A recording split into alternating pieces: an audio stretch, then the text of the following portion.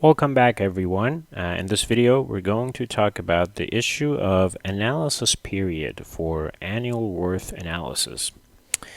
Well, with respect to analysis period, there are different scenarios that can happen. The easiest scenario is that the analysis period between these alternatives are all equal.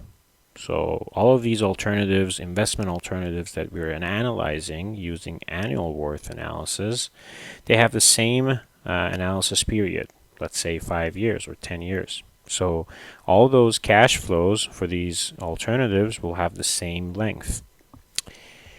The other scenario that can happen is that they have different alternative lives, but an example of an easier case would be 6 and 12 years, right?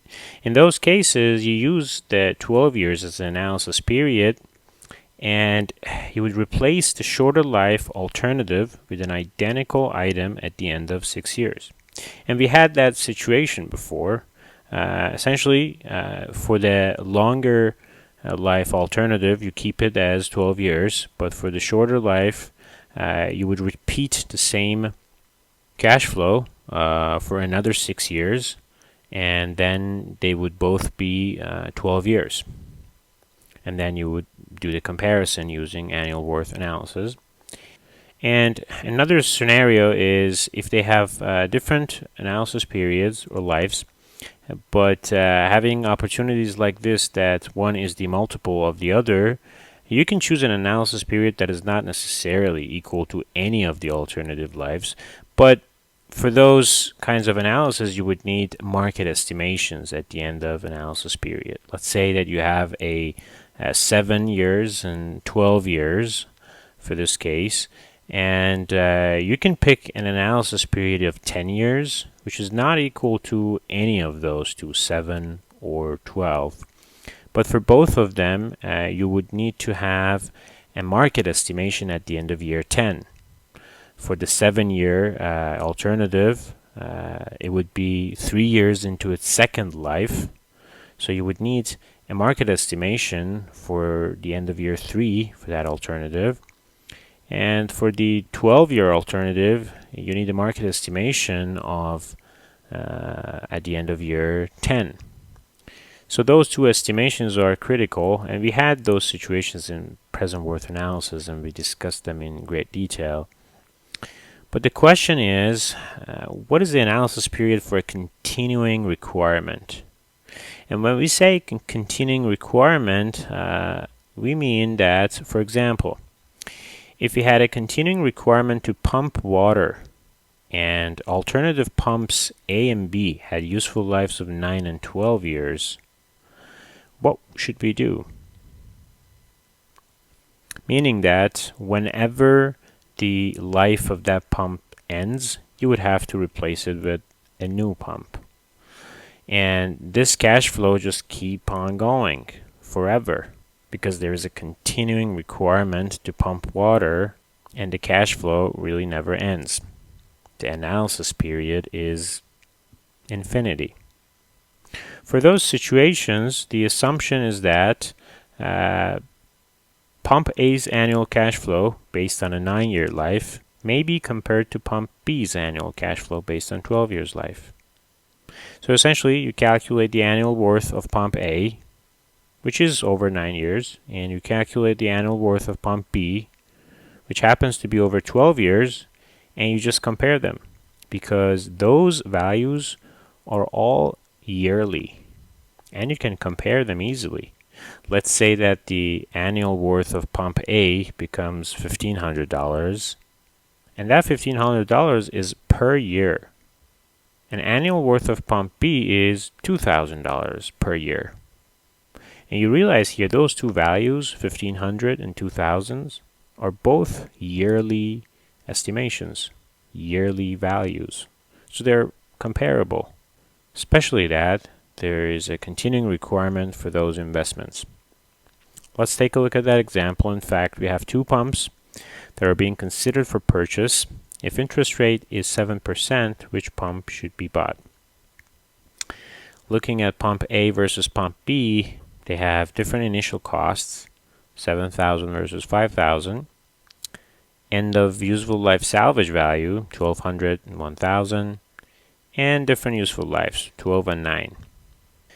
If we assume that the need for A or B will exist for some continuing period, the comparison for unequal lives is acceptable. And what we did here is we calculate the annual worth of option A, 1200 times A given F, that's the salvage value, minus 7,000 times A given P, and that's the initial cost. 7,000 is cost, that's why we have a negative here. And you calculate the annual worth of option A, it's negative $814. And for option B, your answer is negative 684.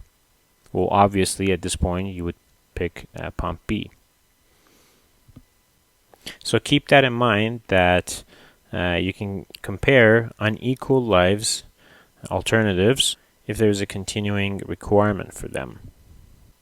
Now let's talk about infinite analysis period, where n is essentially infinity. If you want to calculate annual cost or annual worth using a present value, you would have to multiply that to a given p factor. But since n is equal to infinity, annual worth is equal to p times I. And that is the capitalized cost formula that we talked about in previous chapter. Essentially what happens is a given p factor at infinity is equal to I, or interest rate. So to calculate annual cost or annual worth of infinite analysis period, that is equal to p times I plus any other annual cost if they exist. So let's take a look at one example here. This one says, in the construction for an aqueduct to expand the water supply of a city, there are two alternatives for a particular portion of the aqueduct. Either a tunnel can be constructed through a mountain, or a pipeline can be laid to go around the mountain.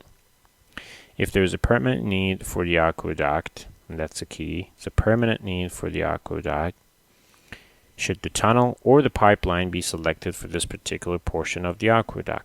Assume a 6% interest.